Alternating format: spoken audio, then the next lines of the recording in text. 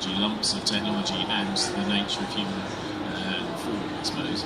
And I suppose that also kind of links into smart fabric, problems with integrating technologies into smart fabrics, and that's kind of the thing that most people are wearing most of the time is a garment of clothing that's very flexible, very unconducive to good science. And how do you think that sort of leads into the hardware, software side of things as well? We've got great sensors out there. We've got things that can measure stuff if you can get it positioned on the body properly. How does the data come into the equation with products? First, I maybe want to pick up on the hardware side of things. I mean, the sensors are pretty good. So we see lots of amazing sensors, graphene-based sensors, etc. So the measurements are more and more precise. But it's still a problem of the clunky battery, for example, so that you have to power the sensors somehow. Companies look into energy harvesting, so using body movement for piezoelectric energy harvesting, or even thermal for runners, or induced energy harvesting. And obviously the batteries getting smaller, more flexible. And then the main problem is also washable. So if you think about clothing, I don't know if you know the jeans jacket, this Levi's jacket, jacquard, where basically you have, you just touch the jacket and then it's sort of your phone answers, so when you're cycling, for example. And I've read that it is only washable 10 times.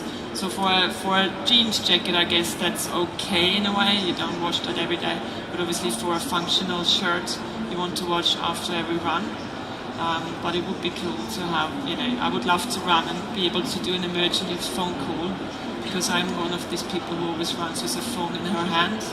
So, yeah. And in terms of data, as you were asking, I guess at the moment I see when it's very technical driven. It's probably where I'm coming from, obviously, that people are very R&D focused and come from a technical angle. And then they we have all this data, and that's very nice, but what do you want to measure? So you really have to narrow down and actually, you can collate and collect all this data, but you have to know what you actually want to measure. And that probably leads into this, more specific applications, especially in industry applications, medical applications, that you really report what you want to see. So, I think that leads in nicely to the work that Stefan does. I mean, the data and the products, talk about how that links together for you to create something that you feel is compelling. Yeah, I think consumers are much less interested in data than companies want them to be, or think they should be. From a medical point of view, the data doesn't actually change anything, much as we would like it to. Information isn't the problem. Diagnosis actually is seldom the problem, whether it's a lifestyle issue or a medical issue. It's behaviour change is the issue. And the problem with most data and most metrics is they're massively tedious. So after a few weeks, either having or not having walked 10,000 steps just isn't engaging. And you see this behaviour in people where they start putting their Fitbit on the dog, on the washing machine or whatever, so they can do their 10,000 steps. So data without meaning, data that doesn't actually lead to actionable change, that enables the person to change, is largely meaningless. And companies gather it and they harvest it, and apparently some people buy it, but it's hard to know what change that actually leads to. So I'm obsessed really with behaviour change, because that's what makes a difference. We're actually looking to gain any kind of critical mass in health, in society, in well-being, then unless you can actually enable behaviour change in people, then you're kind of wasting your time. And behaviour change happens at a feeling level.